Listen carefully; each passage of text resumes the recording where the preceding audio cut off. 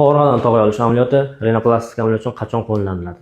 Tog'ay bu rinoplastik amaliyot uchun asosiy material hisoblanadi, ya'ni tog'ay graftlari.